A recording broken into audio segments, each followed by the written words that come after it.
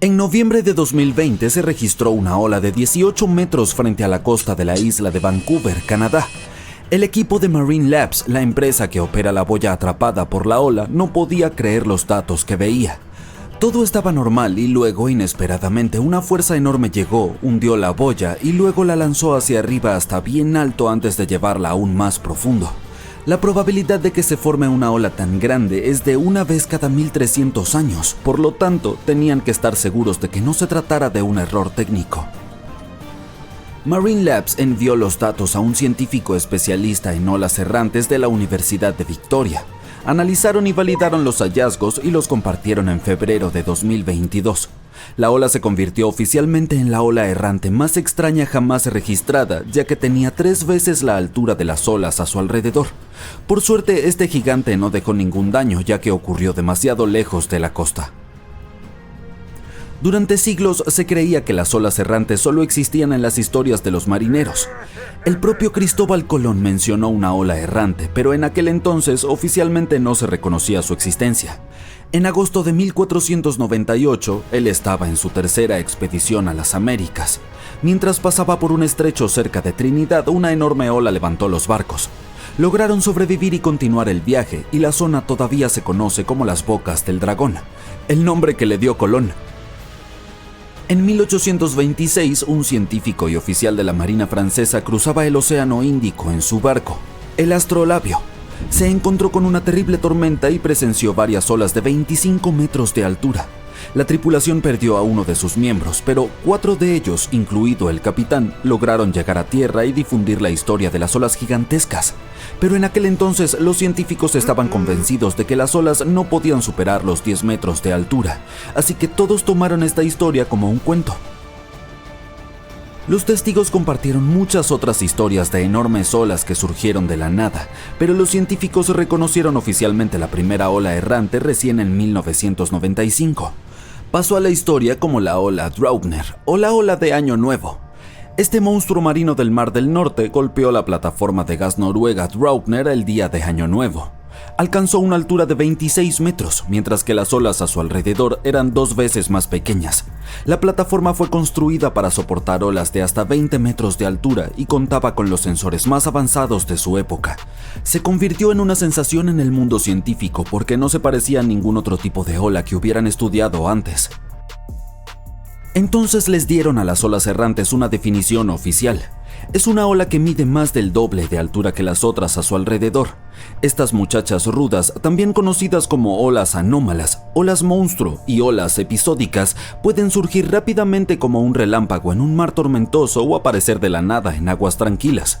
Tienen lados empinados y una depresión profunda debajo y parecen un muro de agua que se levanta del mar. Son tan intensas que incluso pueden tragarse helicópteros de rescate mientras intentan hacer su trabajo. Las olas errantes no son lo mismo que los tsunamis. Los tsunamis ocurren cuando hay un gran desplazamiento de agua, como un terremoto, una erupción volcánica o un deslizamiento de tierra. Afectan a toda la columna de agua. En alta mar es posible que ni siquiera notes un tsunami que pasa por debajo de ti, pero cerca de la costa, al llegar a aguas poco profundas, esas olas pueden elevarse hasta alturas impresionantes.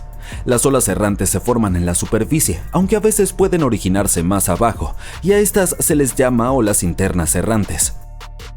Científicos y marineros destacaron algunas estadísticas. Las olas gigantes se forman más frecuentemente cuando trenes de olas se encuentran con corrientes oceánicas rápidas. La costa de Sudáfrica es un buen lugar para eso. Existe la preocupación de que estas bestias acuáticas puedan ocurrir con mayor frecuencia en el futuro debido a que hay más energía en la atmósfera y el océano. Esto significa olas gigantes más grandes y más seguido y más barcos perdidos en el mar. Las olas errantes no están limitadas a los océanos y también pueden ocurrir en lagos. El lago superior es testigo de algo que recibió el nombre de Tres Hermanas. Consiste en una serie de 3 grandes olas, una tras otra. La segunda ola cubre las cubiertas de los barcos antes de que la primera haya desaparecido. La tercera ola entra en acción y añade agua extra. Estas 3 hermanas sobrecargan el barco. Existe una teoría que sugiere que este fenómeno fue el responsable del hundimiento del vapor Edmund Fitzgerald en 1975. Las olas errantes también son peligrosas porque forman hoyos errantes en el agua. Cuando la ola se acumula, absorbe toda el agua a su alrededor. Por lo tanto, cerca de la base, estos hoyos pueden ser muy profundos. Si la proa o la popa de un barco termina en uno de estos hoyos, el barco puede hundirse instantáneamente. Algunos oceanógrafos creen que las olas gigantes son responsables de la desaparición de barcos en el infame Triángulo de las Bermudas en el Océano Atlántico. Las tormentas de varias direcciones convergen en esta zona misteriosa, por lo que es más probable que las olas gigantes sean frecuentes. Y dado que pueden alcanzar una altura de 30 metros, teóricamente podrían derribar incluso un avión, no solo barcos. Existen dos teorías principales que intentan explicar cómo ocurren las olas gigantes. En primer lugar, tenemos la teoría de la adición lineal. Imagina olas navegando por el océano a sus propias velocidades. Ahora, cuando estas olas se cruzan, se unen y se fortalecen formando una ola gigante. Luego está la teoría del enfoque no lineal. Esta teoría propone que las olas tienden a moverse en grupos y cuando pasan tiempo juntas comparten energía. A veces este intercambio de energía se convierte en una ola gigante. Para predecir la formación de estas olas extrañas, los científicos necesitarían un sistema de radar innovador para mantener un constante monitoreo de las olas cerca de un barco. Recolectarían todos los datos y los integrarían en un modelo matemático sofisticado que representaría, en tiempo real, cómo es la superficie del océano en ese preciso momento. Este modelo tendría que realizar nuevos cálculos sobre la situación de la superficie cada 5 minutos. Informaría a la tripulación si hay alguna ola extrema que se avecina en los próximos minutos. Tal sistema aún no existe, pero a medida que los científicos midan más olas errantes, los matemáticos podrán encontrar una manera de alertarnos sobre las próximas olas errantes que se están formando. A veces puedes escuchar el término ola dormida como sinónimo de olas errantes, pero los oceanógrafos afirman que hay una diferencia. Las olas errantes ocurren principalmente mar adentro y las olas dormidas se forman cerca de la orilla. También se conocen como olas rey y olas sorpresa y se acercan a la playa mucho más rápido de lo habitual. Siempre aparecen sin advertencia después de olas más pequeñas y pueden ser poderosas. Son capaces de arrastrar a los nadadores mar adentro. Pero lo peor es que también pueden tomarte de los pies y llevarte al agua mientras paseas por un muelle, la playa o una saliente cercana. Investigadores de la Universidad Estatal de Oregon descubrieron que las olas dormidas se forman en tormentas marinas que transmiten la energía del viento hacia la superficie del océano. Con toda esa energía, varias olas se unen y se superponen formando una gran ola que se eleva más alto y llega más lejos en la costa que una ola normal. Otra cosa que las hace peligrosas es que, al igual que las olas errantes, son difíciles de predecir. Los pescadores, surfistas y otras personas que pasan mucho tiempo junto al agua normalmente saben cuándo y qué evitar cuando se trata de olas grandes. Con las olas dormidas, esa lógica no funciona. No hay una época determinada del año en que sean más activas, pero al recopilar algunos datos se muestra que es más probable que surjan entre abril y octubre, siendo el pico en octubre y noviembre. Las olas dormidas transportan grandes cantidades de agua, arena y grava que pueden llenar tus zapatos en cuestión de segundos y arrastrarte si tienes la mala suerte de estar en la costa en ese momento. Estos monstruos marinos también tienen el poder de mover enormes troncos, lo que crea otro peligro. Desde el año 2000, el mundo ha sido golpeado por más de 1.700 terremotos con una magnitud superior a 5. Muchos ocurrieron alrededor del Anillo de Fuego, ubicado cerca del Océano Pacífico. En América del Norte, la mayor amenaza es la falla de San Andrés, que puede provocar un terremoto de una magnitud mayor que cualquier otro y se ha ganado el escalofriante apodo de El Grande. La posible destrucción de California es un panorama aterrador que podría tener consecuencias inimaginables, pero El Grande es solo el comienzo de lo que está por venir. Malas noticias. Los científicos han predicho un fenómeno devastador que ocurrirá en 2030. Nos guste o no, hay un 70% de probabilidades de que experimentemos El Grande, y será un terremoto de magnitud 6,7. La falla de San Andrés provocará El Grande, pero lo aterrador es que no podemos predecirlo. Por otro lado, un terremoto importante ocurre cada 100 años. Esto significa que siempre hay tiempo para prepararse para un desastre natural. Si viajáramos al pasado, veríamos algunos terremotos significativos como los que arrasaron San Francisco y Fort Tejón. Los edificios construidos hace mucho tiempo no son a prueba de sismos, se derrumbarán. Y aunque sobrevivan, no deberías entrar en ellos. Pero los edificios no son la parte más peligrosa. Debes tener cuidado con las líneas eléctricas y las tuberías de gas. Tu casa en la colina puede ser encantadora, pero es extremadamente insegura. Durante los temblores, la colina puede convertirse en un deslizamiento de tierra gigantesco que destruirá todo a su paso. Despídete de los viajes por carretera porque todas estarán arruinadas. Deberías tener algo de agua y comida de reserva ya que no podrás ir al supermercado. Este desastre no será barato. Le costará alrededor de $200 mil millones a los Estados Unidos recuperarse del terremoto. Al menos el sismo no desencadenará tsunamis, pero hay algo que puede causar más daño que el grande. La infame zona de subducción de Cascadia comienza en California y termina en Vancouver, Canadá. La falla de San Andrés no es nada comparada con esta zona. Puede borrar toda la costa de la faz de la Tierra. Un ejemplo de hipérbole. Las zonas de subducción se forman con placas tectónicas que se ubican una debajo de la otra mientras que se mueven. Una se llama placa de Norteamérica y la otra es la placa de Juan de Fuca. Zonas como estas no deben ser subestimadas, ya que son puntos críticos para la actividad sísmica y son muy peligrosos porque provocan enormes sismos submarinos. Pero están bajo el agua, entonces, ¿qué pueden hacernos? Pues pueden causar tsunamis gigantescos que inundan ciudades y destruyen la costa. En este momento la zona más activa es el Anillo de Fuego. La zona de Cascadia puede ser menos activa, pero es como una bestia dormida que puede despertar y destruir todo a su paso con un terremoto devastador. La última vez que se liberó toda esta tensión fue en el año 1700. A diferencia del terremoto de San Andrés, este causará tsunamis gigantes y sacudidas mucho más grandes.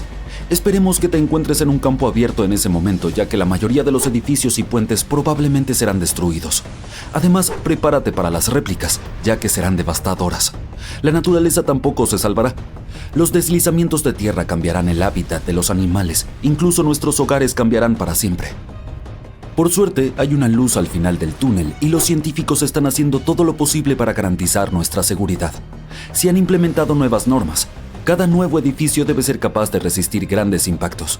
Están desarrollando modernos sistemas de alerta y cada nueva infraestructura debe cumplir con estrictas pautas antisísmicas. Las placas de Juan de Fuca y la de Norteamérica están unidas, pero no permanecerán así para siempre.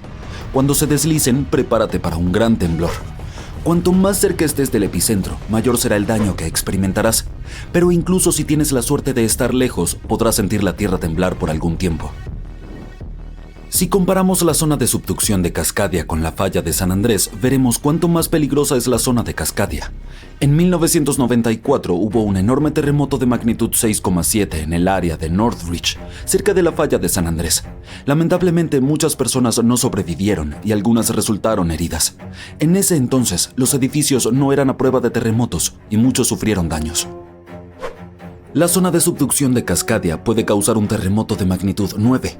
Un sismo de magnitud 6 tiene la potencia de alrededor de 20 millones de kilogramos de dinamita, pero uno de magnitud 9 tiene la potencia de 20 billones de kilogramos.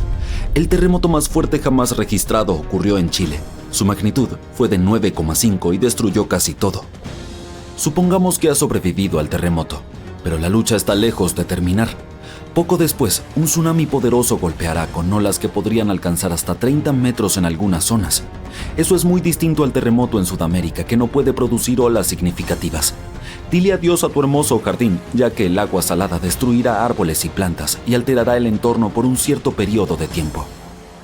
Lo único positivo será que no necesitarás decoraciones de Halloween, porque todos esos árboles secos parecerán un bosque fantasma. La combinación de olas, terremotos y el gran tamaño de la zona hará que este desastre natural sea mucho más peligroso que cualquiera causado por la falla de San Andrés o el Grande. Un terremoto similar a este ocurrió hace unos 300 años. Muchos más se han registrado en los últimos 3.500 años, lo que demuestra que ocurren cada 400 a 600 años. Así que técnicamente tenemos entre 100 y 300 años antes de que ocurra el próximo. Todavía no tenemos idea de cómo funciona exactamente la zona de subducción de Cascadia, ya que la descubrimos en 1970. Esta zona es sumamente aterradora porque puede causar grandes terremotos. Se encontró por accidente cuando los investigadores estudiaban el Anillo de Fuego. Querían saber si esta región había causado problemas en los últimos años, y la prueba estaba bajo sus narices. En Washington hay un bosque del horror donde no ha crecido nada durante años. Cuando los investigadores analizaron el suelo, encontraron una cantidad enorme de sal. Juntando las piezas concluyeron que un tsunami enorme había sido la razón. Los expertos aún no sabían cuándo fue destruido el bosque. Sin embargo, afortunadamente, Japón mantenía registro de un terremoto gigantesco que tuvo un efecto similar. Fue el que ocurrió en el año 1700. Existe una posibilidad de 1 en 3 de que el próximo ocurra en 2050. Debes saber cómo sobrevivir a los terremotos canadienses y salir ileso, así que escucha con atención. Aquellos que viven en esta zona tienen casi nula experiencia con terremotos así. Sobrevivir al temblor es fácil, pero lo verdaderamente peligroso es el tsunami que viene después. Luego del temblor, busca el terreno más alto y dirígete hacia allí. Solo lleva lo esencial, como comida y agua. Sí, deja tu colección de tarjetas de béisbol en casa. Después del primer golpe, no intentes bajar. Los sismólogos dicen que muy probablemente habrá unas cuantas olas más, y lo han demostrado. El 22 de mayo de 1960, el sismólogo Jerry Easton y 4 amigos fueron a Hawái para presenciar un tsunami esperado que ocurriría alrededor de la medianoche. Instalaron su equipo en el puente Wailuku, con una ruta de escape planificada. Este puente había sido destruido en el tsunami anterior, pero el nuevo era mucho más alto y mejor. Después de la medianoche, el agua estaba a 1,20 metros sobre el nivel promedio. La segunda ola golpeó media hora después de la medianoche y el agua subió otros 2,70 metros para la 1 de la mañana. Luego, el agua comenzó a descender y bajó 2,10 metros. Pero el horror estaba lejos de terminar. Después, vieron una ola que medía alrededor de 6 metros de altura. Esto nos demuestra que los tsunamis son impredecibles y que debemos escuchar a los expertos para mantenernos a salvo. ¿Puedes levantar una camioneta con tus manos? Me imagino que no. Pero permíteme presentarte al forzudo original de la naturaleza, el océano, que lanzó rocas de 700 toneladas como si fueran guijarros durante un megatsunami que golpeó a África hace miles de años. No fue solo un mal día en la playa. Este megatsunami fue tan poderoso que hizo que los tsunamis de Indonesia de 2004 y Japón de 2011 parecieran salpicaduras de piscina infantil. Para darte una idea de lo aterradores que ya son los tsunamis comunes, el de Japón produjo olas de 40 metros de altura. El tsunami del Océano Índico fue un poco más pequeño, pero se cobró más de 200,000 vidas en varios países. Ahora, imagina algo mucho peor. Durante mucho tiempo, los científicos pensaron que olas tan grandes eran solo ciencia ficción. Pero luego encontraron estas enormes rocas, gigantes pedazos de piedra arrojados lejos hacia el interior, e hicieron los cálculos. Resulta que solo unas olas de alrededor de 250 metros de altura podrían haber llevado a cabo ese tipo de vandalismo rocoso. ¿Y el culpable? Un volcán que se desmoronó al caer al océano y desencadenó uno de los tsunamis más poderosos que la Tierra haya visto. Por lo general, se culpa a los terremotos submarinos por los tsunamis. Son causados por las placas tectónicas y sus constantes colisiones. Pero, ¿y los volcanes? También tienen potencial para generar tsunamis. En 1883, por ejemplo, un volcán de Indonesia llamado Krakatoa estuvo erupcionando durante 6 meses sin parar hasta que explotó y se escuchó hasta en Australia. Esto desencadenó muchos tsunamis, algunos de casi 30 metros de altura. Sin embargo, eso fue como meter un dedo del pie en el agua en comparación con el gran chapuzón del megatsunami. En tiempos antiguos, el volcán que se desmoronó durante el megatsunami era enorme y no solo se desmoronó. Perdió un pedazo que tenía 10 veces el tamaño del monte Everest. 10 montes Everest. Era como si la Tierra quisiera ver qué sucedía si arrojáramos una montaña al océano solo por diversión. Era tan inmenso que cuando todo el lado del volcán cayó de golpe en el Atlántico, formó olas que podrían cubrir 3 veces la Estatua de la Libertad. También destruyó una isla a más de 50 kilómetros de distancia. El volcán detrás de esta escena digna de una película de Michael Bay se llamaba Fogo, ubicado, como no podía ser de otra manera, en la isla de Fogo. Esta isla es básicamente un único volcán que emergió del mar gracias a un punto caliente de magma, un lugar en el océano donde una gran cantidad de magma escapa y entra en erupción, como un volcán submarino. Con el tiempo, este magma se enfrió y se apiló como panqueques hasta que, ¡voilá!, Tras 7 grandes erupciones, la isla salió del océano como si estuviera jugando al escondite. ¡Sorpresa! ¡Es un volcán! Pero la dramática entrada de Fogo también era una bomba de tiempo. Verás, cuanto más crece un volcán, más pesa, y si no hay suficiente magma dentro de él para sostenerlo, todo puede colapsar. A veces, no hace falta mucho. Un pequeño terremoto, algo de erosión o simplemente una base inestable hecha de sedimento blando puede desencadenar un colapso. Es como un tipo muy alto tratando de mantener el equilibrio sobre un montón de canicas. Fogo tenía todos los ingredientes de la mala suerte. Demasiado alto, demasiado pesado y construido sobre un suelo blando. Y se pone peor. A medida que el volcán se hace más pesado, comienza a aplastar el magma que está debajo. Esa lava no puede subir, así que se cuece allí abajo, espesándose lentamente como una sopa que se deja en una hornilla demasiado tiempo. Los gases se acumulan, la presión aumenta y en algún momento, ¡boom! Es la versión volcánica de comer demasiados burritos y luego intentar contener un estornudo. Esta presión tan potente y el desequilibrio pueden desencadenar lo que se llama un colapso lateral, que en términos científicos significa, ¡ups!, la mitad del volcán acaba de caer al océano. Eso fue lo que sucedió con Fogo. La mayoría de las islas volcánicas que se formaron de esta manera han desaparecido, pero Fogo está muy viva y activa. De hecho, su última erupción fue en 2014, y considerando que estalla cada 20 años, será mejor no viajar a la isla Fogo alrededor del 2034. Durante mucho tiempo, los científicos creyeron que solo las grandes y voluminosas islas volcánicas podían colapsar de esta manera. Pero nuevas investigaciones indican que incluso las más pequeñas y delgadas, como los Danny DeVito del mundo insular, tampoco están a salvo. El asunto es que las pequeñas islas volcánicas solo parecen estables por su escasa masa. Es como si Danny DeVito y Arnold Schwarzenegger se resbalaran en el hielo.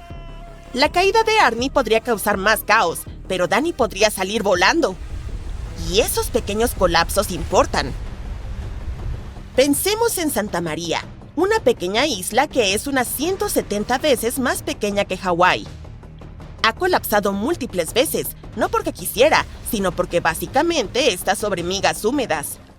Su fundamento es sedimento marino suelto y, para empeorar las cosas, está justo al lado de la falla de las Azores Orientales, donde 3 placas tectónicas se encuentran para sus enfrentamientos diarios. Esta falla es responsable de muchos terremotos e incluso de algunos tsunamis que ocurrieron en Lisboa en el pasado, así que puedes imaginar lo que es vivir justo encima de ella. Cada vez que el volcán de Santa María entra en erupción y crece, también se hunde. Pero cuando una porción se derrumba, vuelve a salir a flote como una boya. Esta montaña submarina que se convierte en isla y luego vuelve a montaña submarina es como una montaña rusa que aparece y desaparece en el océano, como un submarino jugando al escondite. Y con cada aparición viene la posibilidad de un tsunami. Otro volcán con problemas de confianza es el Pacaya, ubicado en Guatemala. Entre 2011 y 2013, los científicos observaron movimientos extraños en el suelo, pequeños desplazamientos que sugerían que algo debajo se estaba inquietando. En efecto, en 2014, el Pacaya hizo erupción. Afortunadamente no colapsó, pero ese riesgo aún persiste, en especial si el magma queda atrapado como sucedió con Fogo. Las consecuencias podrían ser explosivas, literalmente. De hecho, hace unos 1000 años, el Pacaya tuvo un colapso que envió avalanchas de escombros a 25 kilómetros de distancia. Desde entonces, se ha reconstruido como un fénix ardiente, pero podría desmoronarse de nuevo. Por eso, los vulcanólogos se obsesionan con las más pequeñas oscilaciones. No es paranoia si la montaña realmente podría caer. Bien, tal vez estés pensando, de acuerdo, pero eso fue en el pasado. Seguramente ese tipo de colapso de megatsunami no puede volver a ocurrir, ¿verdad? Pues bienvenido al siglo XXI. Islas como Hawái, La Palma en España y varias partes del Caribe están asentadas sobre el mismo tipo de cojín geológico propenso a los desastres. Todo lo que se necesita es la combinación adecuada. cimientos sueltos, pendientes empinadas, tal vez algo de magma atrapado y ¡boom! Colapso del flanco. De hecho, ya ha sucedido recientemente. En 2018, Anak Krakatau, el volcán hijo del célebre Krakatoa, perdió una gran parte durante una erupción. Causó un tsunami, aunque fue más incómodo que devastador. Como un volcán que perdió sus pantalones en el escenario. Vergonzoso, pero superable. Pero eso es solo un juego de niños comparado con los verdaderos sucesos impactantes de la historia. El colapso de la isla Ritter en 1888 fue tan intenso que la isla literalmente se hizo más baja.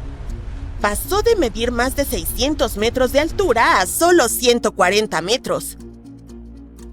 Pero el poseedor del récord es la legendaria megaola de la bahía de Lituya en 1958, cuando un terremoto de magnitud 7,8 provocó un deslizamiento de tierra que envió una ola más alta que el Empire State Building rugiendo a través de Alaska a velocidades de autopista. Lo extraño es que solo 5 personas perdieron la vida. Sin embargo, por otro lado, la senda de destrucción que dejó atrás aún puede verse hoy, incluso desde el espacio. El derretimiento de glaciares y casquetes polares también puede provocar el colapso de volcanes. Cuando se derriten, hay una súbita disminución de presión sobre la corteza terrestre que puede desestabilizar volcanes enteros. Esto se llama rebote isostático.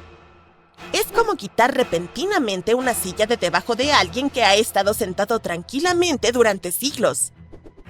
Además, aquí hay algo en lo que probablemente nunca pensaste que te preocuparías durante tu escapada a la isla. Algunas islas volcánicas se expanden hacia afuera a medida que la lava se derrama en el mar y crean plataformas inestables conocidas como deltas de lava.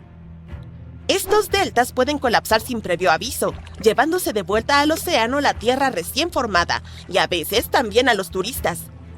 En ese caso, es mejor mantenerse alejado de la tierra recién formada y humeante. Así que la próxima vez que estés relajándote en una isla volcánica en la playa pensando, ¡vaya! Este lugar es un paraíso. Recuerda que también podría ser una bomba de tiempo geológica con un toque dramático. Desde bolas de cañón antiguas del tamaño de montañas hasta deltas de lava sorpresa, los volcanes tienen fama de revoltosos. Permíteme llevarte a un lugar que parece de otro planeta. La vida dentro de esta cueva ha estado aislada del mundo exterior durante unos 5,5 millones de años, y se nota. Compruébalo tú mismo. Debido a un aislamiento tan prolongado, las condiciones en el interior de la cueva de Mobile no se parecen a las de ningún otro lugar del planeta. Allí florece un ecosistema único, a pesar de la escasez de luz solar y de que el aire es tóxico. El sitio, situado a pocos kilómetros al oeste del Mar Negro en Rumanía, fue descubierto en 1986. Hoy en día, solo se lo puede visitar si se tiene un permiso especial. Además, las cavernas centrales están protegidas naturalmente por estrechos túneles de piedra caliza y pozos verticales. Así que, si tienes claustrofobia, probablemente sea mejor que no entres allí. En la profundidad de la cueva, el aire tiene el doble de oxígeno que el aire exterior, pero contiene mucho dióxido de carbono y sulfuro de hidrógeno, por lo que no es el más fresco que se puede respirar. Además, el interior de la caverna está completamente oscuro. Pero a pesar de, o debería decir gracias a, este cóctel de condiciones extremadamente duras, el lugar es una auténtica mina de oro para los biólogos. Sorprendentemente, la vida parece florecer aquí. En un estudio realizado en 1996, científicos identificaron 48 especies, 33 de ellas exclusivas de la cueva. La mayoría de las criaturas que habitan allí son diminutas, con largas extremidades y antenas que les ayudan a orientarse en la oscuridad. No tienen visión y carecen de pigmento, y esto tiene sentido. ¿Por qué necesitarías poder ver si vives en la oscuridad total y por qué necesitarías ser bonito y colorido si nadie te observa? Ahora te llevaré a otra caverna, no menos asombrosa, pero con un aspecto muy diferente. Esta es la Cueva de Naica, también conocida como la Cueva de los Cristales, en México. Estos enormes cristales fueron encontrados en el año 2000 por una empresa minera después de bombear el agua de la cueva. 2 mineros hicieron el hallazgo tras entrar a pie en la caverna que se estaba secando. Estos asombrosos cristales son en realidad enormes pilares de yeso escondidos a 300 metros bajo tierra. Están anclados a las paredes y al suelo de la abrasadora cueva. Los científicos calculan que los cristales podrían llevar creciendo 500.000 de años. Por eso muchos son tan largos y anchos que se puede caminar sobre ellos. Por desgracia, visitar esta maravilla de la naturaleza es imposible por el momento. Pero quizás sea para mejor, ya que es un lugar peligroso que puede convertirse fácilmente en una trampa. Durante decenas de miles de años, esta cueva estuvo llena de aguas subterráneas, que originalmente fueron empujadas hacia la abertura por una cámara de magma situada en las profundidades de nuestro planeta. El magma bajo la cueva mantenía el agua caliente, pero con el tiempo, la temperatura de esta descendió por debajo de los 58 grados Celsius. Como resultado, el agua empezó a llenarse de calcio y sulfato, cuyas partículas comenzaron a recombinarse en yeso. Y entonces, los cristales de color blanco se apoderaron de la cueva. Y como permanecieron bajo el agua, pudieron seguir creciendo. No hace falta volar al espacio para ver de cerca un agujero negro. Los científicos han encontrado algo muy parecido en el sur del Océano Atlántico. Un agujero negro ejerce una atracción gravitatoria tan enorme que, una vez que algo es atraído hacia su interior, no tiene ninguna posibilidad de escapar. Ni siquiera la luz puede salir de él. Pero los agujeros negros oceánicos parecen ser casi tan poderosos como sus parientes espaciales. Sin embargo, en lugar de atrapar luz, hacen lo mismo con el agua. Los remolinos oceánicos son enormes remolinos que giran contra la corriente principal. Suelen arremolinar miles de millones de toneladas de agua, y la mayoría son más grandes que una ciudad. Estos son tan poderosos que nada que quede atrapado en ellos puede escapar. Pero lo más aterrador es que es posible que ni siquiera te des cuenta de que te estás adentrando en uno de ellos. Son tan grandes que no verás sus límites hasta que sea demasiado tarde. Cuando los científicos empezaron a explorar los vórtices oceánicos con ayuda de satélites, descubrieron los bordes de varios remolinos. Después, consiguieron demostrar que, matemáticamente, estos son lo mismo que misteriosos agujeros negros en el espacio. Los remolinos masivos están rodeados de barreras superherméticas donde el fluido se mueve en bucles cerrados. Ni siquiera el agua puede salir de su interior. Por eso, los estrechos vórtices oceánicos desempeñan el papel de enormes contenedores. El agua de su interior puede ser totalmente distinta del océano que rodea a un remolino. Y no me refiero solo a su temperatura. El contenido de sal dentro y fuera de un remolino también suele ser diferente. En el delgado istmo de Curlandia, que separa el mar Báltico de la laguna de Curlandia, se encuentra uno de los lugares más extraños de la Tierra. Los lugareños llaman a esta zona el bosque danzante porque los pinos de este sitio tienen formas sorprendentemente inusuales. Se retuercen en espirales y círculos por el suelo. Hay algunas teorías de por qué podría ocurrir esto, por supuesto. Algunas personas afirman que enormes cantidades de energías positivas y negativas chocaron una vez en ese lugar. Los más realistas creen que la razón es geológica. El suelo arenoso de la zona es demasiado inestable para sostener árboles que crecen erguidos. La más popular es la idea de que los fuertes vientos que soplan desde el agua influyen en la forma de los árboles. En cualquier caso, los expertos aún no han llegado a una conclusión definitiva. Mira estos círculos subacuáticos. Fueron avistados por primera vez en 1995 cerca de la costa sur de Japón. Los buceadores locales llamaron a estas estructuras de 7 pies de ancho círculos misteriosos. El enigma atormentó muchas mentes durante casi 16 años, hasta que por fin se descubrió al culpable. Imagina la sorpresa de los investigadores cuando resultó ser un pez globo macho. El pez necesita algo más de una semana para construir un círculo, y la estética es obviamente crucial.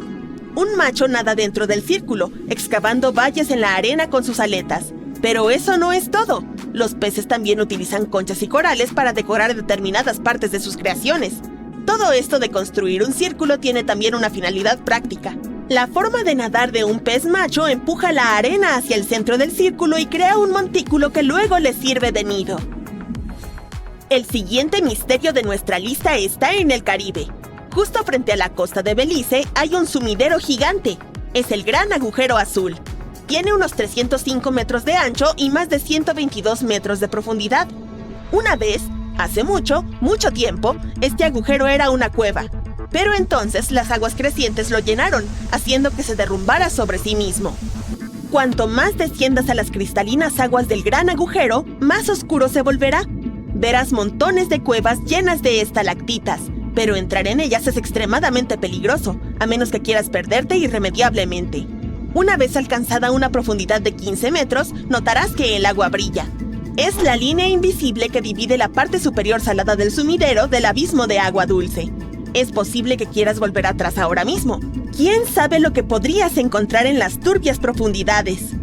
Había una antigua leyenda amazónica que hablaba de un río tan caliente que hervía, y se creía que era solo una leyenda hasta que el geocientífico peruano Andrés Russo se preguntó si podía ser real. Todos los expertos negaron tal posibilidad.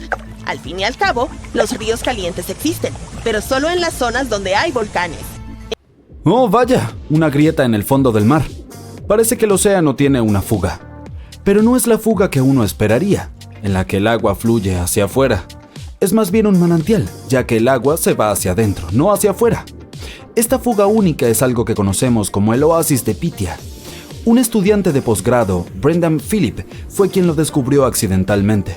Se dio cuenta de que las burbujas subían a la superficie. Normalmente las burbujas en el océano nos indican que podría haber fumarolas hidrotermales, que son puntos calientes. Estas fumarolas son como manantiales de agua cálida en el lecho marino. Pero en lugar de burbujear con agua caliente, liberan un fluido que se ha supercalentado en la corteza de nuestro planeta. Cuando el agua de mar se filtra en estas grietas, entra en contacto con el manto extremadamente caliente. Esto lleva al agua de mar a temperaturas muy altas, y a medida que se mueve de regreso hacia la superficie, lleva consigo gases y minerales disueltos. Cuando el fluido caliente sale disparado de los conductos, se mezcla con el agua marina circundante y se enfría rápidamente. A poca distancia del conducto, la temperatura puede bajar a unos cómodos 20 grados centígrados, que es, al parecer, lo que a algunas criaturas marinas les gusta. Y hay algunos seres realmente extraños viviendo allí en la oscuridad, como peces fantasma, gigantescos gusanos de tubo con puntas rojas y un tipo único de camarón con ojos en su espalda. Algunos de ellos, como los gusanos de tubo y las bacterias, dependen de los químicos y minerales liberados por las fumarolas para sobrevivir en condiciones difíciles. Pero en este caso, el agua burbujeante no proviene de una fumarola hidrotermal. Estaba allí a causa de un manantial. Y eso es un poco más preocupante. Verás, el agua de este embalse debe permanecer donde está. Si se filtra demasiado, podría haber serias consecuencias, especialmente para la zona circundante. Puedes ver esta filtración extraña a lo largo de la zona de subducción de Cascadia, que es una línea de falla muy extensa en la costa noreste del Pacífico. Es un lugar donde se encuentran y se deslizan, una al lado de la otra, dos placas bastante grandes que conforman la corteza terrestre. El agua del oasis de Pythia actúa como un lubricante entre estas placas. Puedes pensar en la zona de falla como una mesa de tejo. Cuando la presión de fluido es alta, es como si tuvieras el aire encendido. Eso significa que la fricción entre las placas se reduce, lo que permite que las placas se muevan. Pero si la presión del fluido es menor, las dos placas pueden bloquearse entre sí, lo que luego conduce a la acumulación de estrés. No es que se sientan mal. En el contexto de las placas tectónicas, el estrés es una cierta presión o fuerza que puede causar deformación. Y si esta tensión comienza a acumularse, en algún momento tiene que ir a algún lado. Cuando hay demasiada tensión, se pueden desencadenar terremotos, y no precisamente pequeños. Por ejemplo, una liberación de estrés en la zona de subducción de Cascadia podría llevar a un terremoto de magnitud 9. Para comparar, el mayor terremoto que se ha registrado ocurrió en Chile en 1960 y tuvo una magnitud de 9,5. El daño fue enorme, así que esperemos que el agua se quede en su depósito y siga manteniendo el delicado equilibrio entre las placas tectónicas. Solo hemos explorado el 5% del océano. ¿Quién sabe cuántas cosas geniales hay allí en el fondo esperando que las encontremos? Por ejemplo, echa un vistazo a estos misteriosos agujeros que los científicos han hallado en las profundidades del océano Atlántico cerca de las Azores. Están alineados cuidadosamente a unos 10 centímetros de distancia, o en algunos casos a casi 1 metro. Se asemejan a las perforaciones que deja una máquina de coser. Algunos piensan que estos agujeros podrían tener un origen biológico. Por ejemplo, ciertos peces podrían haberlos hecho al caminar por el fondo del mar. Otros creen que podríamos estar viendo algo causado por humanos, quizá con un neumático con picos. Por supuesto, estos agujeros son perfectos para inventar historias sobre criaturas de otros planetas que supuestamente los hicieron, o quizá incluso monstruos legendarios como el del lago Ness. Definitivamente es difícil entender la causa de la simetría de los agujeros, pero un biólogo marino de profundidad ofreció una explicación bastante buena. Dijo que podría haber un animal que excava bajo el sedimento, y de vez en cuando podría hacer pequeñas chimeneas solo para tener acceso a la circulación de agua limpia en su pequeña madriguera. Es cierto que hay montones de sedimentos alrededor de las aberturas de cada agujero y respaldan la idea de que algo empujó la Tierra desde abajo, pero aún no hay pruebas de que estos agujeros estén realmente conectados bajo la superficie. Hay muchas otras cosas ocultas en el fondo de los océanos y mares que las antiguas civilizaciones nos dejaron. Por ejemplo, los arqueólogos hicieron un descubrimiento realmente genial en la costa sur de Croacia. Una carretera oculta bajo capas de lodo marino que tiene 7000 años de antigüedad. Encontraron la antigua carretera en el asentamiento neolítico sumergido de Soline. El asentamiento de Soline era una isla creada por los humanos en tiempos antiguos, y un arqueólogo la descubrió hace 2 años. Estaba estudiando las imágenes satelitales de la zona alrededor de Korčula, una de las hermosas islas croatas. Cuando se dio cuenta de que podría haber algo interesante en el fondo del mar, se sumergió en el agua con su colega. Y debajo de la superficie del mar Adriático, que es parte del mar Mediterráneo, a una profundidad de 4 o 5 metros, encontraron muros de piedra que probablemente formaban parte de algún asentamiento antiguo. La masa de tierra donde la gente construyó el asentamiento estaba separada de la isla principal por una estrecha franja de tierra. Afortunadamente, esta zona está protegida de las grandes olas por las islas circundantes, por lo que el sitio se conservó relativamente bien. Ahora está oculto bajo la superficie del mar y está cubierto de lodo, pero es emocionante imaginar cómo las personas recorrían ese camino hace casi 7000 años mientras visitaban los asentamientos cercanos. Si quieres ver las criaturas más extrañas, siempre puedes dirigirte al fondo del mar. De hecho, los científicos han determinado que podrían existir más de 30 especies nuevas en el fondo del Océano Pacífico. Las han recolectado utilizando un vehículo controlado a distancia. Ese es un gran paso porque, hasta hace poco, solo podían estudiar semejantes criaturas a través de fotografías. Estoy hablando de gusanos segmentados, diferentes tipos de coral, algunos invertebrados similares a los 100 pies y muchos otros.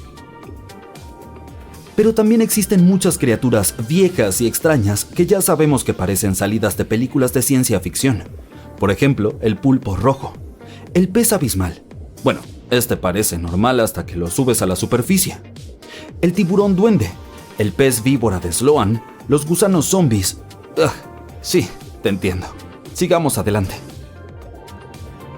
El fondo del mar también esconde cosas del espacio. Hay rastros de formas raras de hierro y plutonio en el fondo del Océano Pacífico. Y lo más increíble es que todo esto proviene del espacio. Estos materiales radioactivos probablemente se formaron durante algún tipo de suceso catastrófico en el espacio y finalmente llegaron a nuestro hermoso planeta.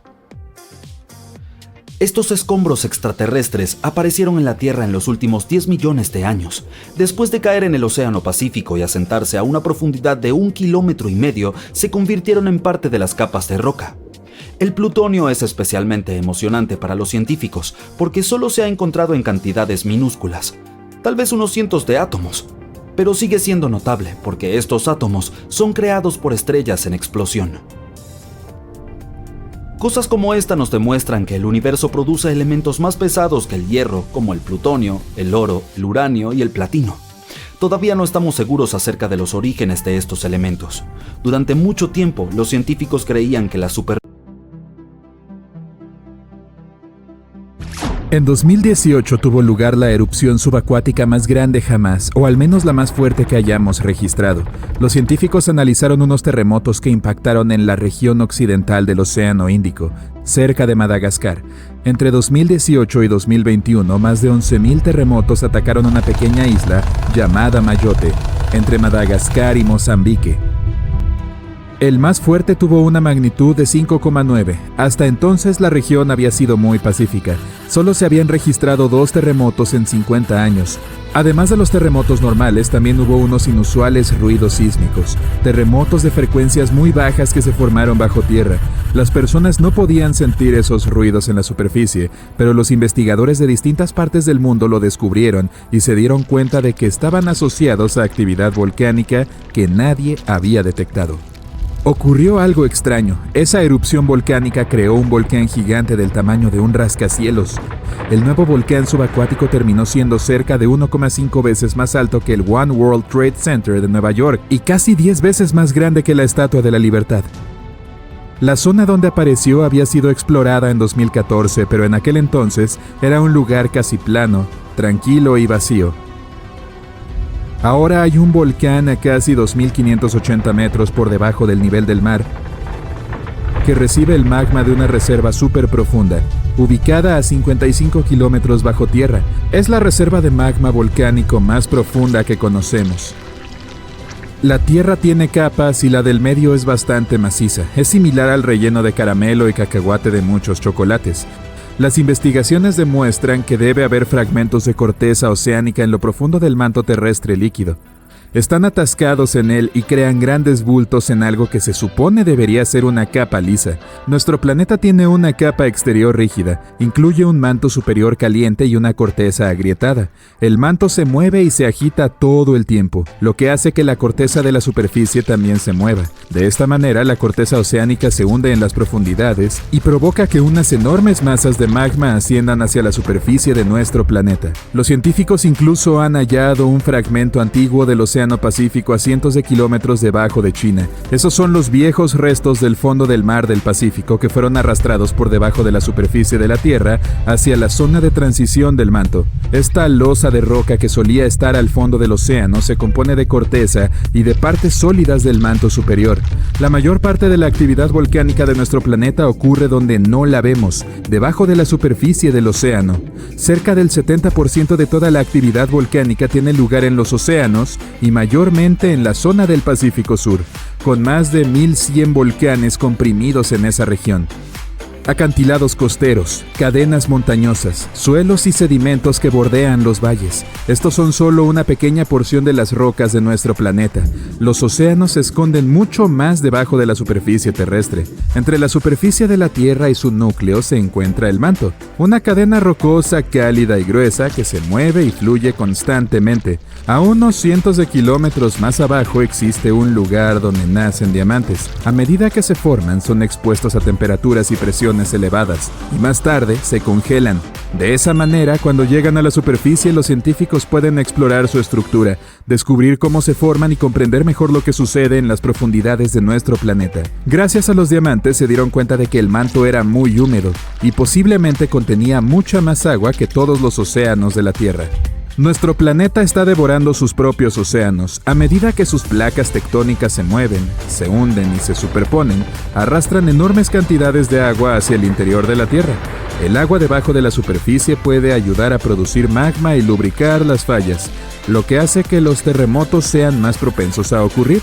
El agua es almacenada en los minerales y se incorpora a la corteza del planeta cuando se forman nuevas placas oceánicas, y estas placas atraviesan el proceso de doblarse y quebrarse al pasar por debajo de otras placas. Así, unas enormes cantidades de agua se hunden en la corteza y el manto.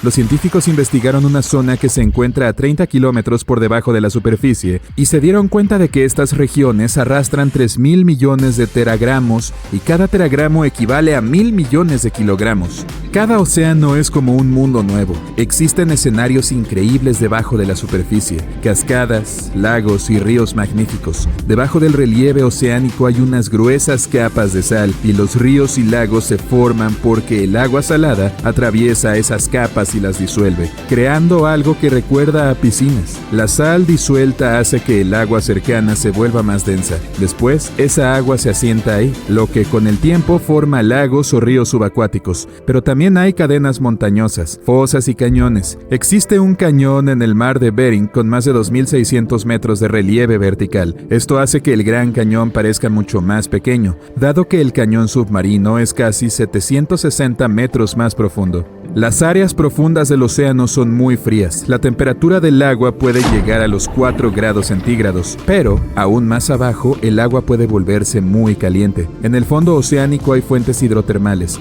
Se trata de aguas termales ubicadas en los bordes de las placas tectónicas. El agua que liberan puede alcanzar temperaturas de hasta 400 grados centígrados, pero la presión a esas profundidades es muy intensa.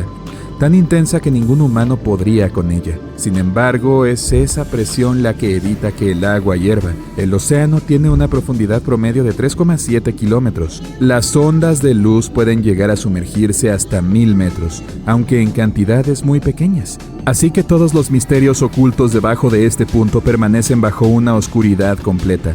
La parte iluminada del océano alcanza los 180 metros. Si bien el sol nos da luz, la mayor parte de nuestro planeta está oscura todo el tiempo.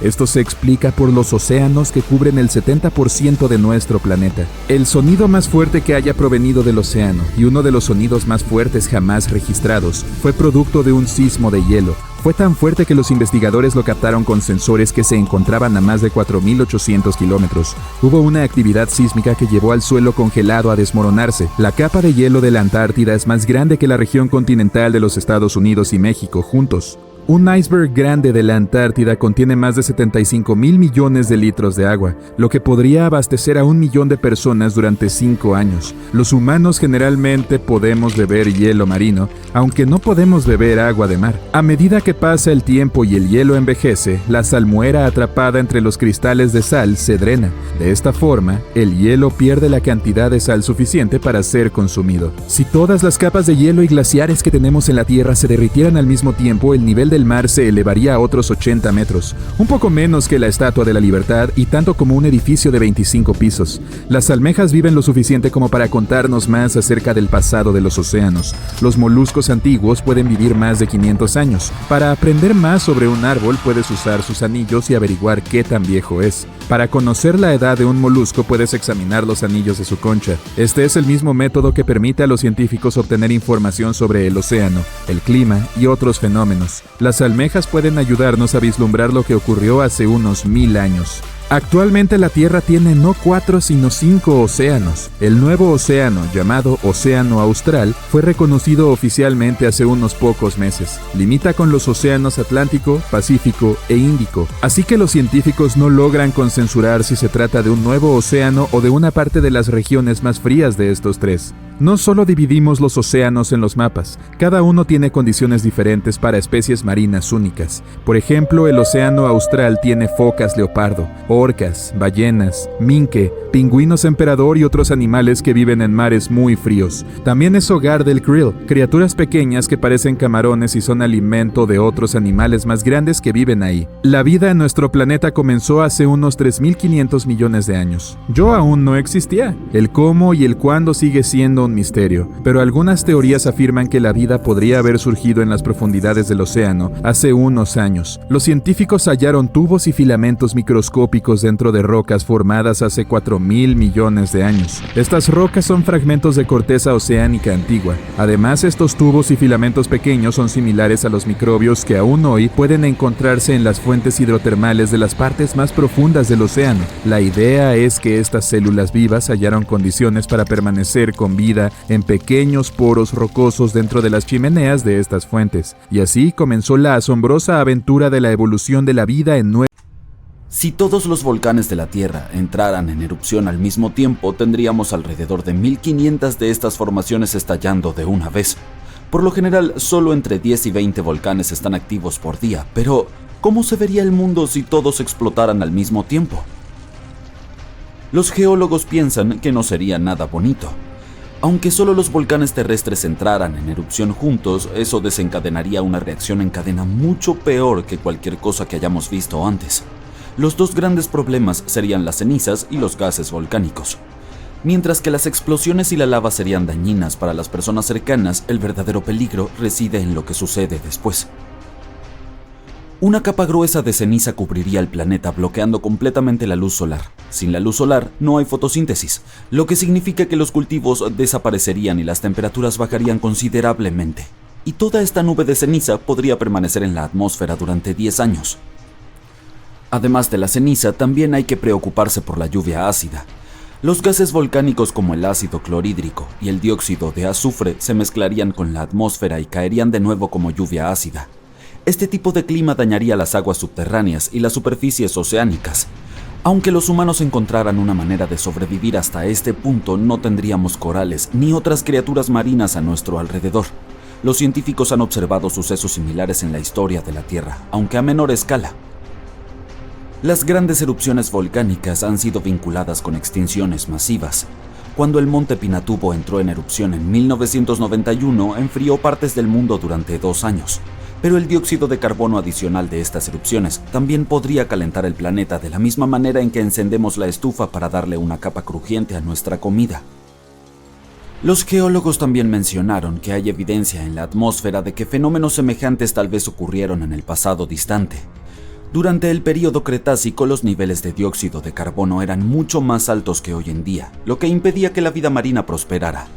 ¿Quiénes sobrevivieron a todo esto? Probablemente solo algunos extremófilos, esos organismos que prosperan en condiciones extremas como fuentes termales o respiraderos submarinos profundos. En cuanto a los humanos, podríamos mantenernos a salvo en búnkeres subterráneos hasta que las cosas mejoren, o construir múltiples estaciones espaciales para albergarnos a todos. Las posibilidades de que todos los volcanes hagan erupción al mismo tiempo, sin embargo, son muy escasas. Eso se debe a que no hay una fuente gigante que suministre calor a todos los volcanes de la Tierra. Cada una de estas aberturas tiene su propio depósito de magma, excepto en algunos casos en los que comparten el suministro. Por ejemplo, en 1912, Nova Rupta, en Alaska, hizo erupción junto con otro volcán porque compartían magma. Los científicos también han encontrado evidencia de magma oculto bajo áreas volcánicas como debajo de la zona de Taupo, en Nueva Zelanda. Este magma puede extenderse horizontalmente largas distancias, pero sigue siendo una característica local. Incluso si consideramos todo el magma bajo Taupo como un sistema, no está conectado con otras áreas volcánicas como Indonesia o Filipinas. Debido a que la gran mayoría están aislados, los volcanes no pueden sincronizarse para erupcionar al mismo tiempo. El magma proviene de diferentes procesos, como la descompresión del manto o la adición de agua al manto a través de la subducción. No hay forma de hacer que estos diferentes volcanes erupcionen juntos debido a cómo funcionan las placas tectónicas. Eso no significa que no veremos actividad volcánica interesante en el futuro. Hay un área submarina cerca de Columbia Británica donde recientemente se han registrado alrededor de 200 pequeños terremotos por hora. En el suelo del Océano Pacífico, frente a la costa de la isla de Vancouver, el magma está a punto de hacer erupción, calentando el agua tanto que burbujeará como soda. Sin embargo, es probable que este hecho pase inadvertido para cualquiera que no sea científico. La primera erupción tal vez ocurrirá a unos 5 kilómetros debajo de la superficie del océano. Los científicos explicaron que estos terremotos varían desde magnitudes negativas hasta 4,1, lo que significa que solo sentirían cualquier temblor quienes estén cerca. Esta actividad poco común nos brinda una oportunidad especial para estudiar cómo se comporta la corteza terrestre. Se estima que el magma debajo del fondo del océano alcanza casi 800 grados centígrados, pero se enfriará rápidamente al entrar en erupción y al contacto con el agua. Esta roca líquida se solidificará al entrar en contacto con el fondo marino y se volverá negra rápidamente. Este fenómeno también será útil para los biólogos, quienes tendrán la oportunidad de estudiar la respuesta de los animales marinos a cualquier cambio, como por ejemplo, ¡corre! La Antártida, a menudo vista como un vasto continente helado, también guarda una sorpresa volcánica bajo su superficie congelada. Los investigadores han identificado más de 130 volcanes solo bajo la capa de hielo occidental, así que esta región volcánica es la más grande de la Tierra. La mayoría de estos volcanes, alrededor de 90, fueron descubiertos en un estudio de 2017. ¿Pero podría alguno de estos volcanes antárticos entrar en erupción? Depende de cuál estemos hablando. Aunque estas formaciones son geológicamente jóvenes, es difícil para los científicos determinar si aún están activas o no. Solo hay 2 volcanes activos confirmados en la Antártida, la isla Decepción y el monte Erebus. Este último, que se alza como la montaña más alta del continente, ha estado en constante erupción desde al menos 1972. Es conocido por emitir gases y vapor y a veces incluso arrojar rocas en las llamadas erupciones estrombolianas. Una de sus características más notables es un persistente lago de lava en su cráter, un fenómeno raro debido a las condiciones específicas necesarias para mantener la superficie fundida.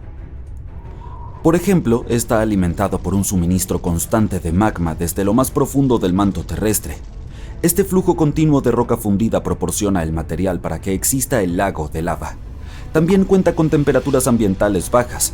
A pesar de su ubicación en la Antártida, el Erebus tiene temperaturas relativamente agradables en su cima debido al calor generado por la actividad volcánica. Esto permite que el lago de lava permanezca líquido en lugar de congelarse. La isla Decepción, una isla volcánica activa, entró en erupción por última vez en los años 70. Aunque no muestra signos de una erupción inminente, se está monitoreando de cerca por cualquier actividad preocupante. Además de estos dos volcanes confirmados como activos, la Antártida está salpicada de fumarolas, aberturas en la corteza terrestre que liberan gases y vapores. A veces estas fumarolas pueden crear torres de hielo que alcanzan alturas de 3 metros. En lo que deberíamos enfocarnos es en los supervolcanes. Son los que tienen el potencial de producir las erupciones más potentes y destructivas. A diferencia de los típicos que tienen un solo conducto, los supervolcanes tienen una vasta cámara de magma debajo de la superficie que abarca decenas o incluso cientos de kilómetros de diámetro.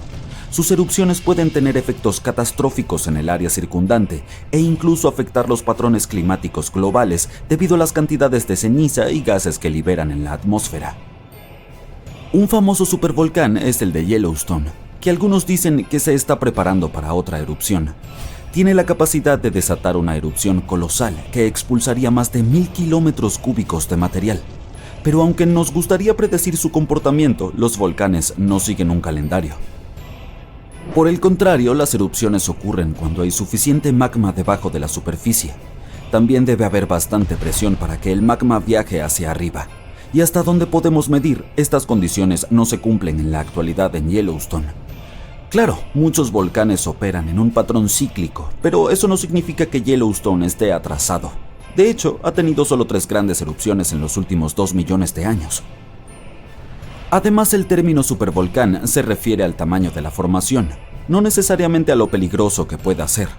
La monitorización de Yellowstone es exhaustiva. Se rastrea la sismicidad, la deformación del suelo, las emisiones térmicas, los gases, la química del agua y los cambios en la superficie. Los signos de una posible erupción incluirían miles de terremotos en un corto lapso. También veríamos antes una deformación en el suelo y emisiones extrañas de gases. Por estable que parezca por ahora, las consecuencias de una gran erupción serían desastrosas. La dispersión de cenizas podría cubrir un radio de 800 kilómetros y alterarían la agricultura del Medio Oeste y obstruirían las vías fluviales. Las emisiones de ceniza y gas en la estratosfera podrían tener efectos climáticos globales. Nuestro planeta se enfriaría durante varios años. Y sí, hemos visto investigaciones que muestran que hay más roca fundida líquida debajo del volcán Yellowstone de lo que antes se pensaba, pero eso no significa que haya un peligro inminente. Un tsunami que golpee las principales ciudades en o cerca del mar Mediterráneo y en la parte noreste del Océano Atlántico no es una cuestión de si, sino de cuándo. Es aterrador y surrealista pensar que lugares como Cannes o Barcelona podrían verse repentinamente azotados por una enorme ola. Pero el hecho es que las costas europeas se encuentran en áreas tectónicas activas. Solo alrededor de 10% de todos los tsunamis en el mundo ocurren en el Mediterráneo y ha habido al menos 290 en esta área desde 1600 antes de la era común. A pesar del número relativamente bajo, este fenómeno ha causado numerosos desastres devastadores a lo largo de la historia de Europa.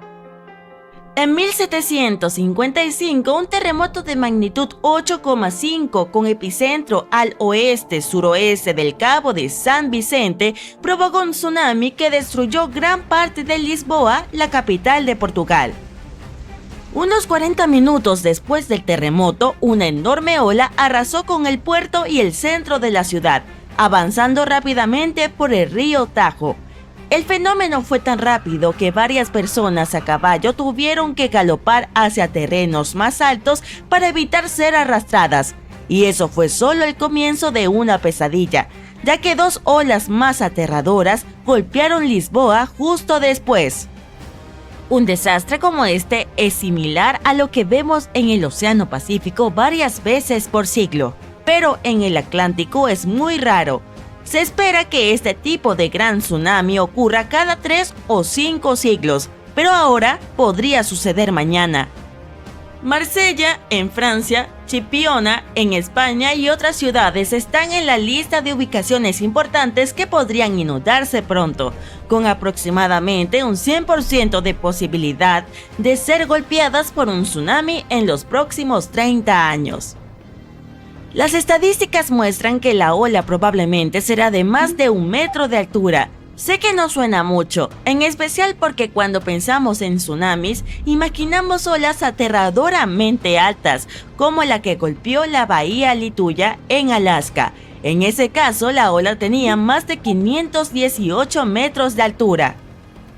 Pero debemos recordar que incluso las olas de solo 50 centímetros de alto pueden ser peligrosas para los nadadores, porque no solo importa la altura del tsunami, sino también el flujo y el movimiento del agua, sin mencionar las inundaciones que pueden dañar playas, puertos y calles.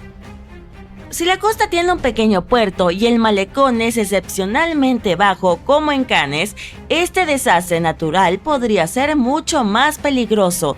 Tsunamis de alrededor de 2 metros de altura pueden levantar coches del suelo, mientras que olas más pequeñas pueden crear muros de agua que viajan a 65 kilómetros por hora. Además, existen estos eventos menores que tal vez no arruinen todo, pero que aún pueden costar una fortuna. Por ejemplo, grandes bancos de arena que se mueven en el fondo del océano, como las dunas de arena que cambian en los desiertos, pueden dañar los oleoductos o cables submarinos para internet y comunicaciones, y eso termina costando millones de dólares a empresas y gobiernos.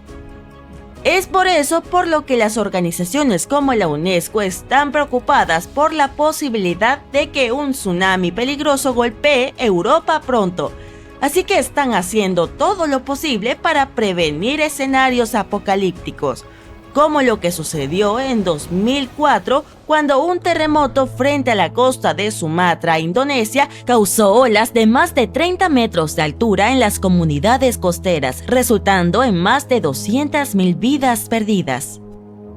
Y no olvidemos 2011, cuando un terremoto frente a la costa de Tohoku, Japón, provocó un tsunami que llegó a unos 9,5 kilómetros tierra adentro y causó un gran accidente nuclear en una central eléctrica a lo largo de la costa. Más de 16,000 personas perdieron la vida en esa tragedia, y el evento resultó en miles de millones de dólares en daños a la infraestructura. Estos desastres fueron un gran llamado de atención y hemos avanzado mucho desde 2004. Hoy estamos mucho más seguros, en gran parte porque el sistema de alerta de tsunamis es altamente efectivo para detectar esta peligrosa situación con rapidez. A diferencia de muchos otros fenómenos naturales, un tsunami puede ser anticipado. Quizás solo tengamos unos minutos para actuar, pero si todos sabemos qué hacer, se pueden salvar muchas vidas. Y en la mayoría de las partes del mundo, las sirenas se utilizan comúnmente para alertar a la gente sobre tsunamis. Para activar la sirena lo antes posible, las alertas iniciales de tsunami generalmente se basan solo en datos sísmicos. Primero, los especialistas reciben información sobre un terremoto. Las ondas sísmicas viajan aproximadamente 100 veces más rápido que los tsunamis, por lo que tienen suficiente tiempo para analizar los datos y determinar si el terremoto podría haber generado un tsunami y si deberían emitir una alerta inicial. En los centros de alerta de Estados Unidos, por ejemplo, los científicos generalmente emiten alertas iniciales dentro de los 5 minutos posteriores a un terremoto. Si se sospecha un tsunami, estas alertas también pueden incluir información sobre los tiempos de llegada de las olas, acciones recomendadas e impactos potenciales. Pero dar la alarma no es suficiente. Para salvar vidas, las comunidades costeras también necesitan ser entrenadas para responder rápidamente y de la mejor manera posible.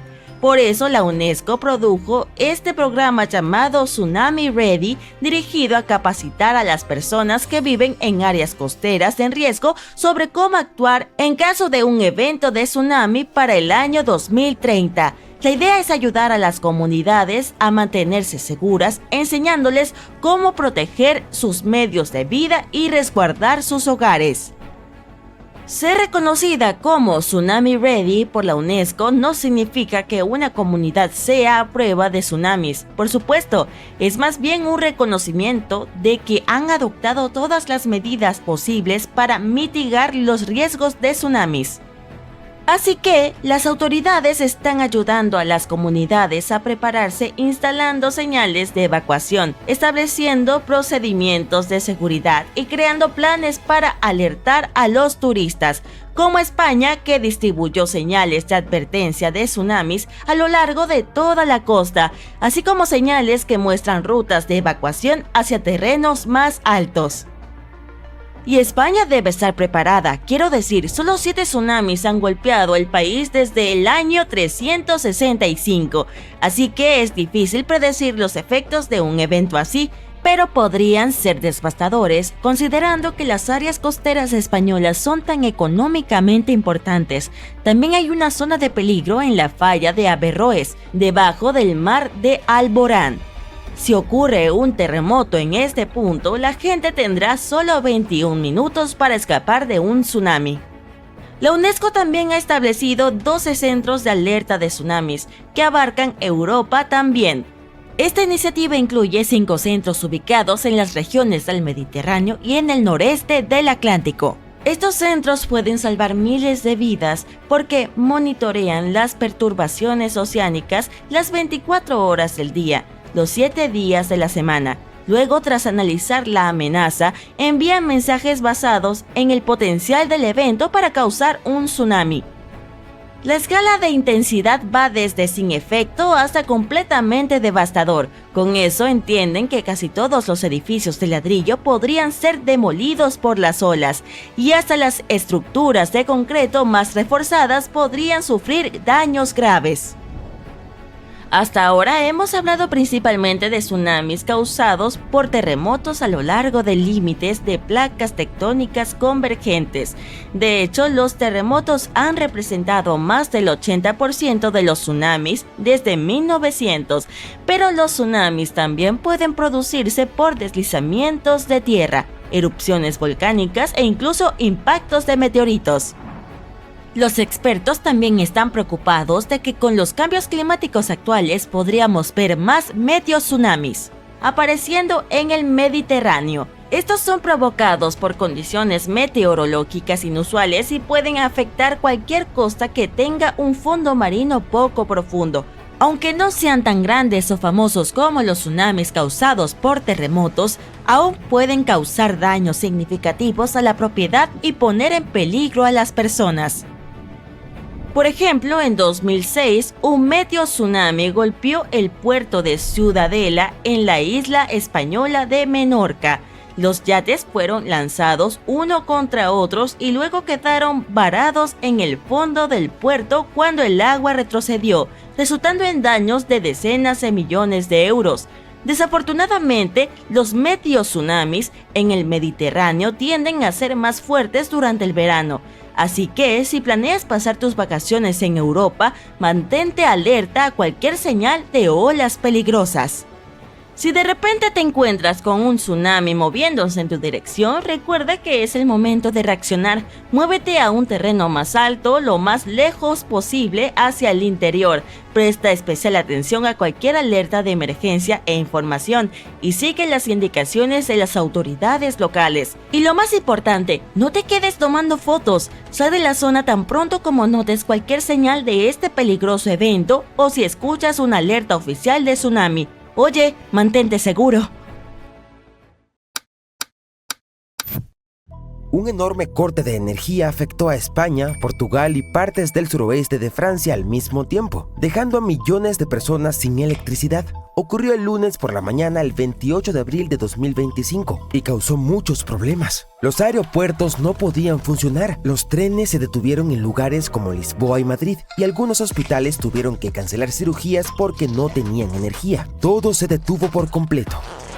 Nadie está seguro todavía de qué causó el apagón, pero la empresa encargada de la electricidad en Portugal dijo que podría haber sido algo extraño llamado vibración atmosférica inducida. Eso es algo raro y curioso que puede ocurrir en el cielo y podría alterar los sistemas de energía. Sucede cuando cambios significativos en la temperatura y el viento afectan las líneas eléctricas gigantes, haciéndolas oscilar y sacudirse de maneras inusuales. Estos movimientos pueden afectar el sistema eléctrico y causar grandes problemas.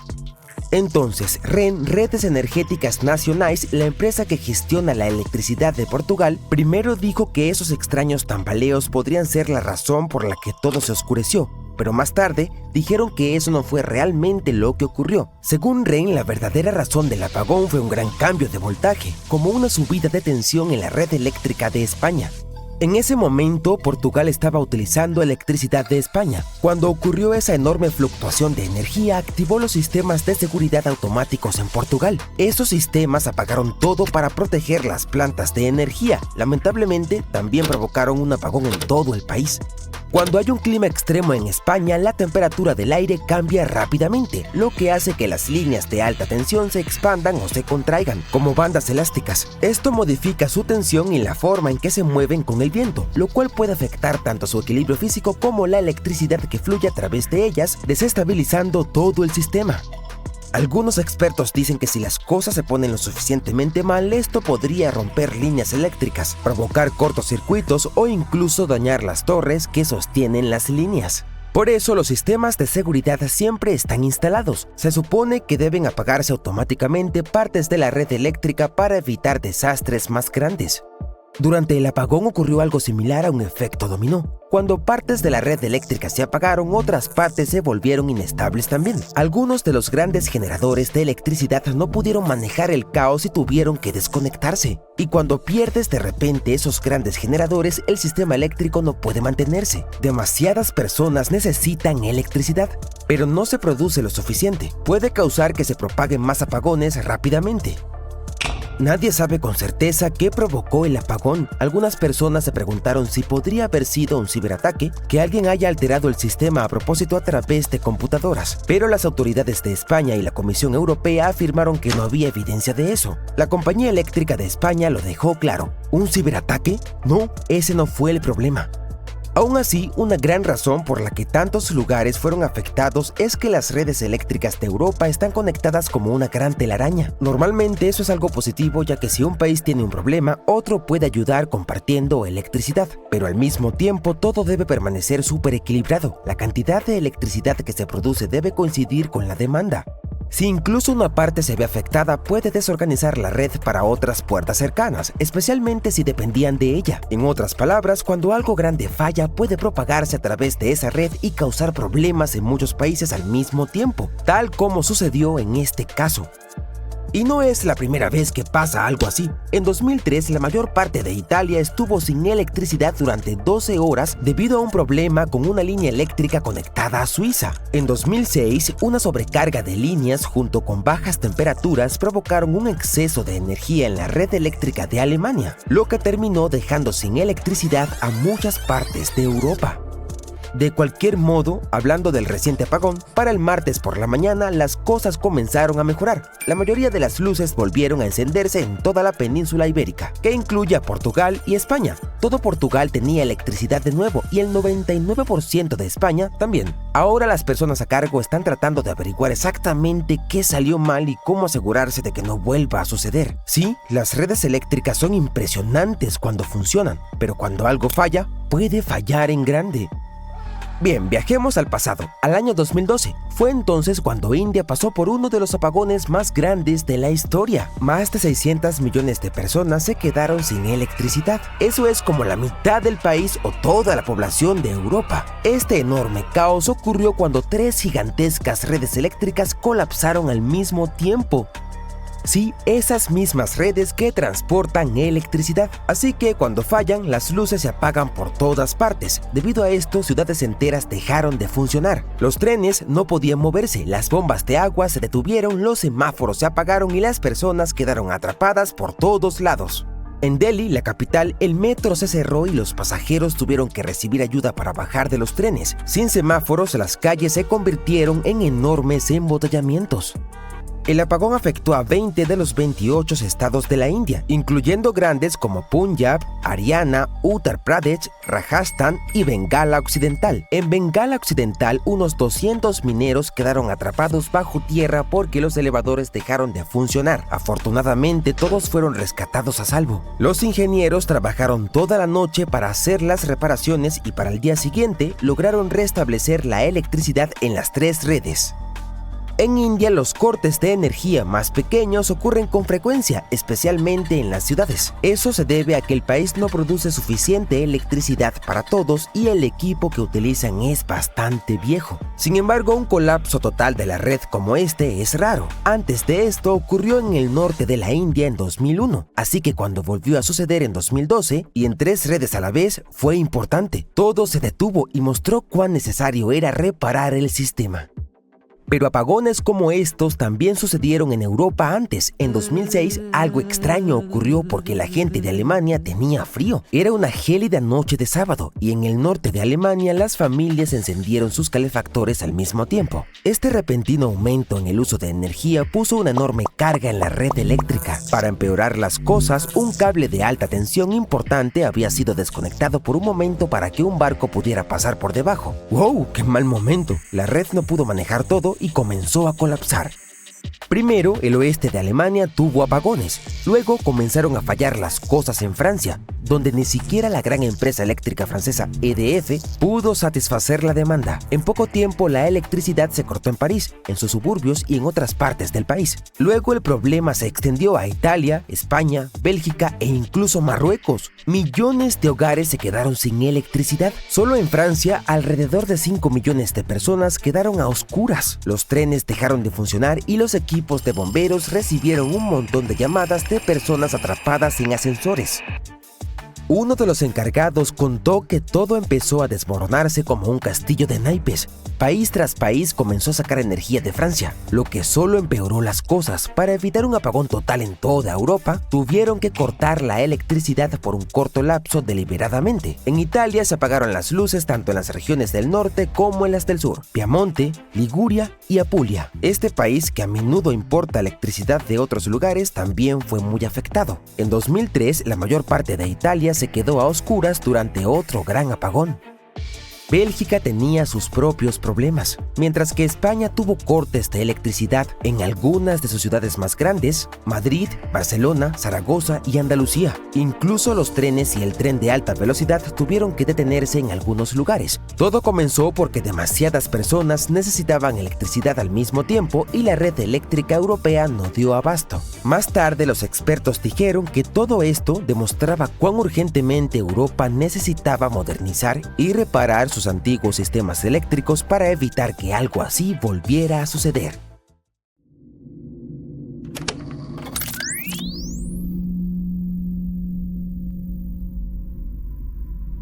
¿Escuchas eso? Bastante molesto, ¿verdad? Es un sonido a una frecuencia de 50 Hz. Es suave, pero permea todo a su alrededor. ¿Y si este zumbido te siguiera a donde quiera que vayas durante el día, la semana, el mes, las 24 horas? No puedes dormir, no puedes concentrarte en estudiar o trabajar. Quieres gritar de frustración, pero el sonido continúa atormentándote. Eso sería terrible. Desafortunadamente, esta pesadilla es una realidad para los residentes de la isla de Lewis en Escocia. Día y noche, alrededor de 200 personas se vuelven locas por un extraño sonido de baja frecuencia. Dicen que parece ser pulsante, lo que causa dolores de cabeza, mareos y la sensación de una crisis existencial. Y nadie puede encontrar su origen. Los isleños decidieron crear un grupo especial de Facebook para discutir las causas del sonido, compartir sus experiencias y apoyarse mutuamente. Una mujer dice que es imposible de ignorar. Suena como si te gritara en la cara y exigiera tu atención. Por esta razón, no ha estado durmiendo bien durante varias semanas. La administración de la isla, así como los residentes, se sienten impotentes para resolver este problema. Los residentes utilizaron un espectrógrafo para estudiar el zumbido. El dispositivo mostró que tenía una frecuencia constante de 50 Hz. Se dispersa por toda la isla, pero no se origina en ella. Esto significa que la fuente podría estar lejos de la costa. ¿Un laboratorio submarino? ¿Las pruebas de algún tipo de invención secreta? ¿Un duro experimento en personas? ¿Una criatura marina desconocida? La gente desarrolla muchas teorías, pero nada ayuda. Es posible que la alta dirección del país esté al tanto de la naturaleza de este sonido, pero probablemente no quieren hablar de ello. Parece un disparate, pero visitemos la pequeña ciudad de Omagh en Irlanda del Norte. Sus residentes informaron sobre un zumbido constante que les impedía dormir. Se despertaban en medio de la noche y escuchaban ese ruido. El sonido se propagó por diferentes partes de la ciudad y nadie conocía su origen. La gente lo escuchaba todas las noches, pero afortunadamente el consejo de la ciudad logró resolver el problema. Hallaron la fuente, pero por alguna razón se negaron a contarles a los residentes sobre su investigación. Además dijeron que el sonido podría regresar en el otoño. Los habitantes exigen la verdad. Hay una gran duda de que la obtendrán. Otro caso de un sonido extraño ocurrió en Windsor, Canadá. Es una ciudad industrial situada al otro lado del río desde Detroit. Sus residentes han estado escuchando el zumbido durante muchos años. Suena a frecuencias tan bajas y es tan tranquilo que a menudo algunos residentes no pueden entender. ¿Es real o es una alucinación? Otros locales dicen que es tan fuerte que hace vibrar las vajillas en los armarios. Mucha gente cree que alguna invención secreta utilizada para controlar el clima produce este sonido, pero la realidad puede ser más simple. La teoría más plausible afirma que la fuente está en la isla Zug. Los altos hornos ubicados en la zona liberan presión y producen un fuerte rugido. Esto es necesario para evitar que el equipo explote. Según esta teoría, el sonido se refleja en tambores de metal y máquinas, luego va más allá de la isla y cruza el río Detroit directamente hacia Windsor. Parece realista, pero nadie ha confirmado esta teoría. Sí, ha habido investigaciones. Las autoridades canadienses elaboraron un informe, pero se mantuvo en secreto. Lo único que recibieron los habitantes fue un comentario oficial en el sitio web de la ciudad. Aunque no es posible determinar la fuente exacta del zumbido, los posibles orígenes pueden incluir actividades de cantera o sistemas de ventilación industrial. Pero, ¿de dónde surgió la versión sobre los altos hornos? Fueron mencionados en una versión abreviada de este informe sin que se revelaran detalles. Otro problema con la investigación del zumbido es que la isla Zug está ubicada en territorio privado estadounidense. A los científicos de Canadá se les prohibió realizar investigaciones allí. ¿Canadá, Irlanda, Escocia, en algún otro lugar? Oh, sí. Los residentes de Bristol, Inglaterra, han estado escuchando un zumbido misterioso desde los años 70.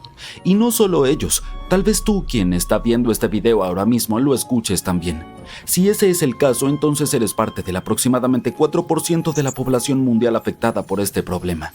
No, en serio, ¿qué está pasando? Vamos a averiguarlo. La primera mención del zumbido apareció a mediados de los años 70 en Inglaterra. Una pequeña digresión. La revolución industrial también comenzó en Inglaterra. Ten presente este dato, volveremos a él más adelante. Entonces la gente percibía el zumbido de Bristol como un ruido tranquilo y molesto, pero con el tiempo comenzó a volver locos a los habitantes locales y, por supuesto, exigieron una solución al problema. Se realizaron investigaciones que no llevaron a nada. Una teoría decía que era el ruido de ventiladores industriales funcionando en un almacén de una ciudad vecina, pero este ha estado cerrado por mucho tiempo y el zumbido sigue ahí. En 2015, los científicos sugirieron que las olas del océano podrían ser la causa del molesto sonido. Cuando chocan con crestas y penachos continentales, liberan una onda sonora, bla, bla, bla. Es demasiado inverosímil. Otros científicos han propuesto que las vibraciones causadas por erupciones volcánicas y terremotos son la razón de todo. Tampoco suena plausible. Alrededor de 8 millones de relámpagos golpean el planeta cada día. Estos impactos crean una carga electromagnética. Esta energía hace que el aire entre la superficie y la ionosfera resuene y... no, todo está mal. Olas del mar, terremotos, rayos... ¿En serio? Entonces, ¿por qué tan pocas personas oyen el zumbido? No, debe haber otra cosa aquí. Existen muchas teorías, pero observa el panorama completo. ¿Qué ves? En Irlanda y Canadá, la información sobre el zumbido está clasificada. Apareció en Inglaterra en los años 70 y no hay registros anteriores sobre él. ¿Qué nos dice esto? La fuente del sonido no está relacionada con la naturaleza, se trata de personas y tecnología. Inglaterra se convirtió en el primer país industrial. Fue allí donde el sonido apareció por primera vez. Si este fenómeno hubiese molestado a la gente anteriormente, habríamos encontrado algunos registros, pero no hay nada. Si las autoridades de algunas ciudades no proporcionan ninguna información sobre el zumbido, significa que podría tener una naturaleza artificial. ¿Por qué nos ocultarían algún fenómeno natural? ¿Y si el zumbido molesto es consecuencia de nuestros avances tecnológicos? Fábricas, autos, líneas eléctricas, torres de celular, aviones, microondas, plantas de energía, todos estos llenan el aire con ondas sonoras. Es posible que todas estas cosas causen el zumbido, pero solo algunos de ustedes pueden escucharlo. Escuchen con atención, puede que también haya un zumbido en sus oídos. Pero no entremos en pánico y terminemos nuestro video con una nota más positiva. Mientras que en algunos lugares el misterioso zumbido vuelve locas a las personas, en otros se convierte en motivo de una verdadera celebración. Bienvenidos a la ciudad costera de Sausalito, en la soleada y a veces brumosa región del norte de California. En los años 80 apareció aquí un zumbido fuerte que impedía a la gente dormir. La investigación reveló que la causa del zumbido eran criaturas marinas. Miles de peces sapo nadaban hacia este lugar cada año. Estos son peces que pueden emitir ondas sonoras únicas. El oído humano no puede escuchar este sonido de un solo pez, pero si hay miles de ellos y gritan al mismo tiempo, entonces toda una ciudad puede escuchar su fiesta. Las ondas sonoras salen del agua y se reflejan en las casas ubicadas junto a la costa. Desde allí las ondas se diseminan y pueden abarcar un territorio enorme. Eso fue lo que ocurrió en Sausalito. Una vez que las personas comprendieron la naturaleza del sonido, no buscaron soluciones para deshacerse de él, simplemente decidieron celebrarlo. Los habitantes locales crearon el festival anual del pez sapo zumbador, donde se divertían e imitaban los sonidos de la criatura. Se vestían de peces sapo, sapos y otros animales. Desafortunadamente el festival dejó de existir en 1990 porque los peces sapo dejaron de ir a la ciudad. Se fueron a otro lugar y solo ocasionalmente aparecían en la costa. Así que ahí tienes.